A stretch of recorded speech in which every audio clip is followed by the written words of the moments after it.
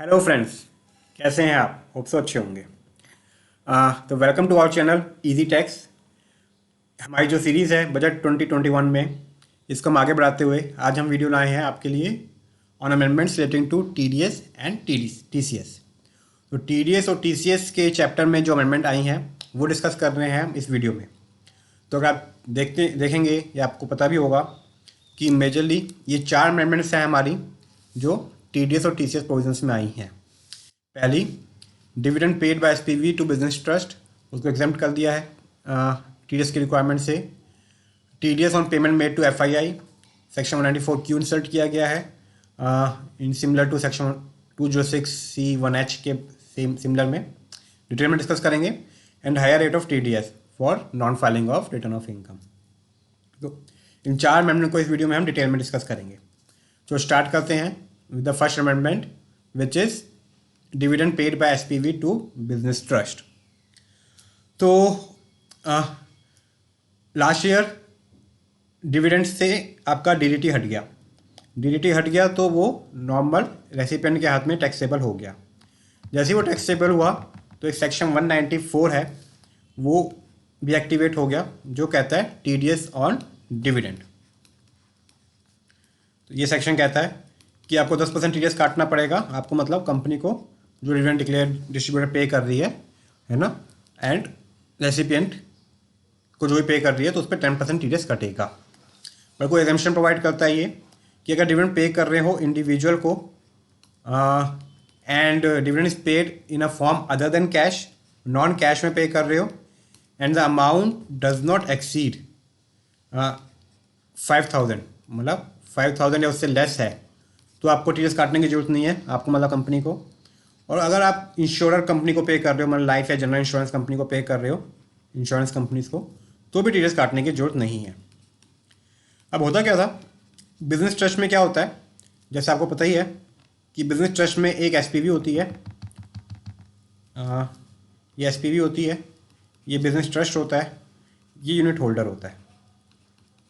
तो business trust को generally आपको पास थ्रू एंटिटी का स्टेटस दिया गया है। जो नॉर्मल इनकम इसमें टैक्स नहीं होती है, सारी यूनिट होल्डर के हाथ में टैक्स होती है। तो जो डिविडेंड इसको मिलता है ये आगे पास ऑन करता है यूनिट होल्डर को। ये डिविडेंड एग्जेम्प्ट होता है in the hands of business trust, but unit holder के हाथ में टैक्सेबल होता है।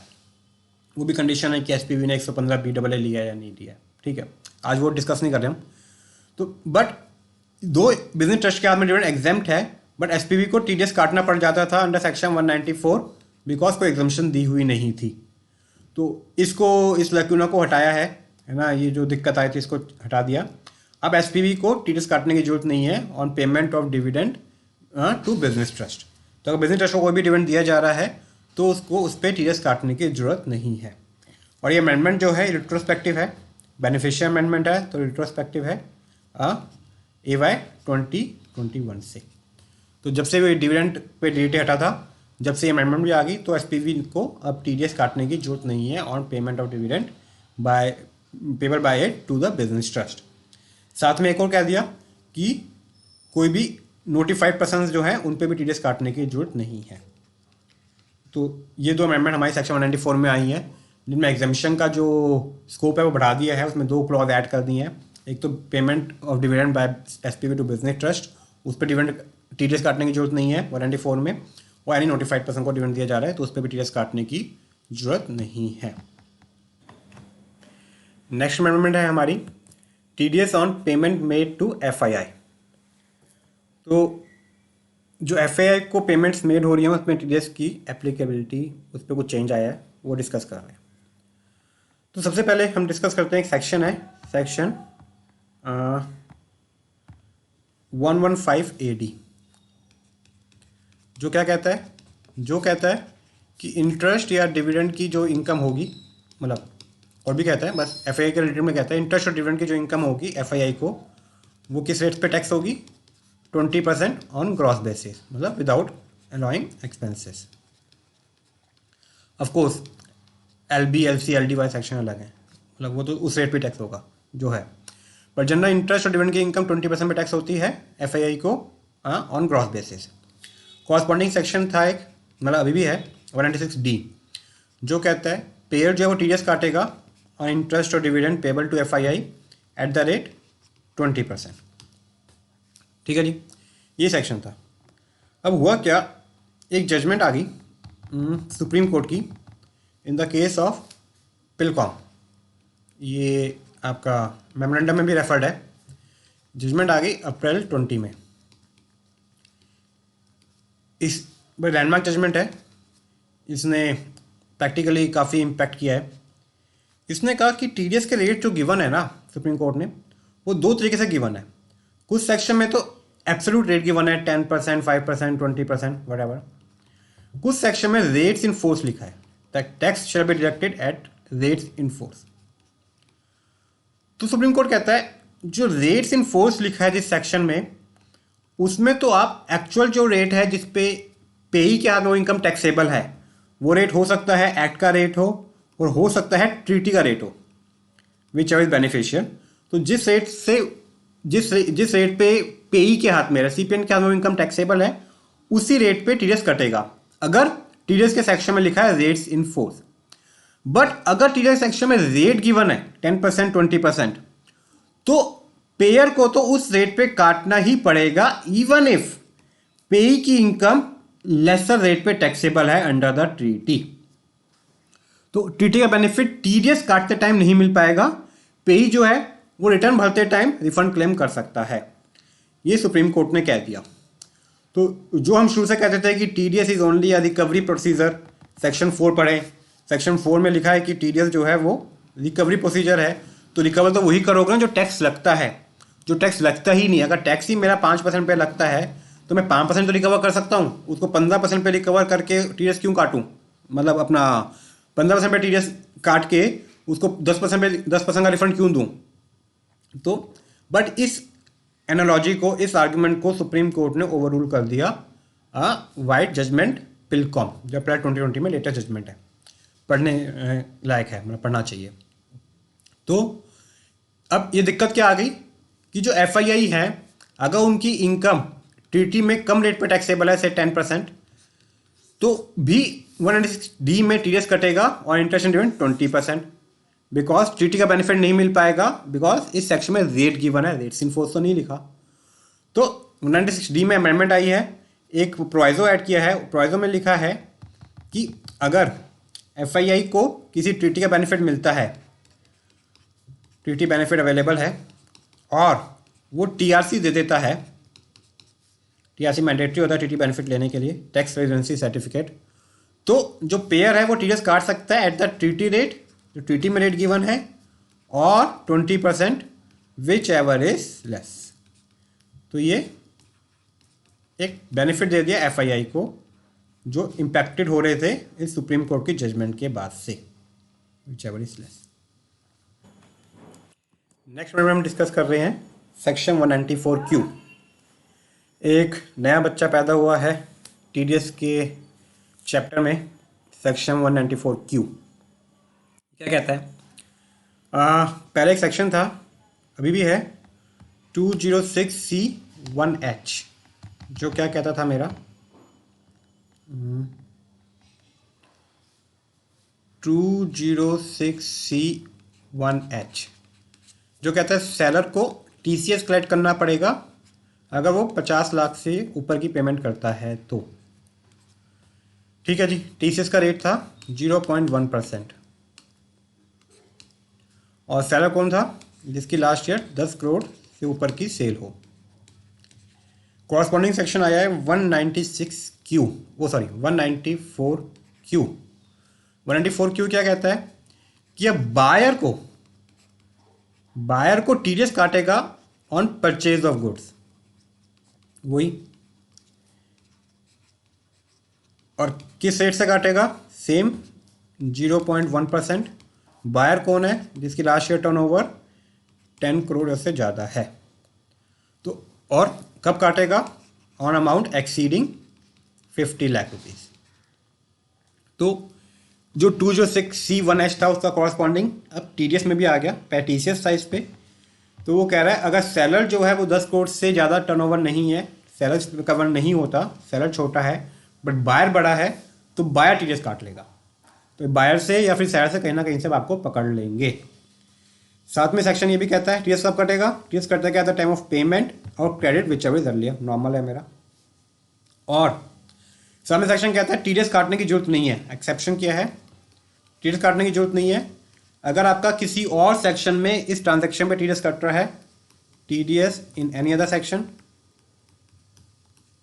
या फिर आपका इस ट्रांजैक्शन पे टीसीएस लगता है या फिर टीसीएस लगता है, but other than except TCS under section 1H, except 206C1H।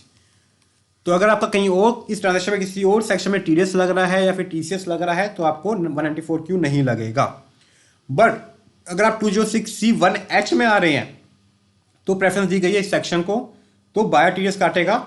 उस केस में सेलर को टीसीएस कलेक्ट करने की जरूरत नहीं है। तो ऐसा नहीं है दोनों चीज़ें लग जाएंगी, पर अगर दोनों चीज़ें लग रही हैं तो 194Q लगेगा। बट अगर और कोई टीडीएस का सेक्शन लग रहा है या फिर और कोई टीसीएस का सेक्शन लग रहा है तो प्रेफरेंस उन सेक्शन को दी गई है, उन सेक्शन में टीसीएस कलेक्ट होगा, इस सेक्शन 194Q नहीं लगेगा। 194Q की प्रेफरेंस दी गई है ओनली ओवर 206C1H। तो टीडीएस का सेक्शन का स्कोप बढ़ाया गया है। छोटी सी अमेंडमेंट है बट प्रैक्टिकल इम्प्लीकेशन बहुत ज़्यादा है। अच्छा, इसमें एक और कहा गई बात है कि अगर सेलर जो है वो अपना पैन या आधार नहीं देता तो 206AA लगता है, जो कहता है मिनिमम 20% पे टीडीएस कटेगा।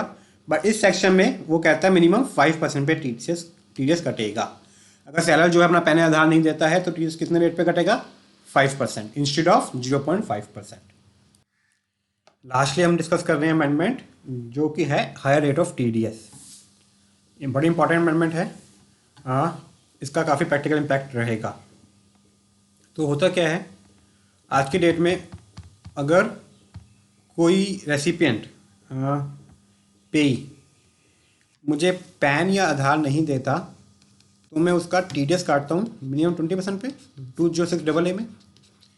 अगर टीसीएस का केस है तो 5% मिनिमम कलेक्ट होता है 206CC में जनरली। अब इन्होंने कहा जो डायरेक्टर है या फिर जो कलेक्टर है उस पर एक और रिस्पॉन्सिबिलिटी डालती कि अगर जो रेसिपिएंट है टीडीएस के केस में है ना, या फिर पेयर है टीसीएस के केस में, वो रिटर्न फाइल नहीं करता तो भी आप हायर रेट पर टीडीएस डालोगे, काटोगे। दो सेक्शन ऐड किए गए हैं, 206AB एंड 206CCA। ये टीडीएस के लिए और ये टीसीएस के लिए। तो वो कहते हैं अगर आपको पैन या आधार नहीं अगर आप उस बंदे ने स्पेसिफाइड पर्सन क्या होता है भी डिस्कस करते हैं। अगर स्पेसिफाइड पर्सन ने last two immediately preceding previous year में रिटर्न फाइल नहीं की है जिनकी due date of filing return निकल चुकी है 1391 की, तो टीडीएस किस रेट पे कटेगा या टीसीएस किस रेट पे कलेक्ट होगा, double the rate in force, जो भी रेट है उसका डबल, या फिर 5% विच एवर इज हायर। तो इन दोनों में से जो भी हायर होगा उस रेट पे टीडीएस या टीसीएस एप्लीकेबल होगा।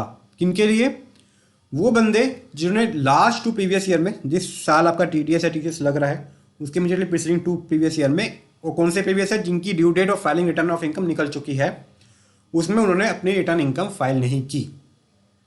ठीक है जी। साथ साथ ये भी कहते हैं अगर ये दोनों सेक्शन लग रहे हैं, मतलब 206AB भी लग रहा है और 206AA भी लग रहा है, या फिर 206CCA भी लग रहा है, 206CC भी लग रहा है, मतलब बंदे ने ना पैन दिया है ना रिटर्न फाइल कर रहा है, तो इन दोनों सेक्शनों में से जो भी हायर रेट आएगा उस पर आपको टीडीएस या टीसीएस अप्लाई करना पड़ेगा। ठीक है जी। स्पेसिफाइड पर्सन कौन होते हैं, वो पर्सन जो इन 2 सालों में उन्होंने रिटर्न फाइल नहीं की और जिनका टीडीएस और टीसीएस इन दोनों सालों में मोर देन 50,000 था, बट नॉन रेजिडेंट को इससे बाहर निकाल दिया, एनआर इंक्लूड नहीं होंगे अनलेस कि उसकी पी ना हो इंडिया में। अगर पी है तो इंक्लूड हो जाएगा, अगर पी नहीं है तो वो एनआर इंक्लूड इस प्रोविजंस में नहीं होंगे। ठीक है जी। अब आपको कैसे पता लगेगा कि इसने 2 साल में रिटर्न फाइल की है नहीं की है, या फिर इसका टीडीएस लास्ट 2 ईयर्स में कितना था, वो कह रहा है हम आपको यूटिलिटी मिल जाएगी, जैसे आज की बैंक को मिली है ना वैसे मिल जाएगी। बट ये 206AB जो है TDS वाला, ये 6 सेक्शनों पे इन्होंने मना कर दिया, नहीं लगेगा। कौन कौन से 6 सेक्शन है वो सेक्शन है आपके 192 सैलरी, 192A PF वाला जो होता है, 194B आपका lottery, 194BB winning from resources, 194 LBC जो ये आपका सिक्योरिटाइजेशन ट्रस्ट का है, and lastly 194N cash withdraw का। अगर इन सेक्शन में TDS काटना है तो इसमें 206AB नहीं लगेगा। और एक कॉरस्पॉन्डिंग अमेंडमेंट आई है 194IB में। 194IB किस चीज़ का होता है कि वो इंडिविजुअल जिनको रेंट के ऊपर TDS काटना पड़ता है, अगर 50,000 से ऊपर दे रहे हैं तो, है ना, जो सैलरी वाले को कवर किया था, जो 194I में नहीं आ रहे, तो IB में अगर 50,000 से ऊपर रेंट है तो आपको TDS काटना पड़ता है। बट कब काटते हो, या तो आप जब खाली कर रहे हो या फिर जब इन द मंथ ऑफ मार्च। तो उसमें एक प्रोविज़न था, वो कहता था कि इन एनी केस जो TDS है वो मार्च की रेंट से ज़्यादा नहीं हो सकता, इवन आपका 206AA भी लग रहा है।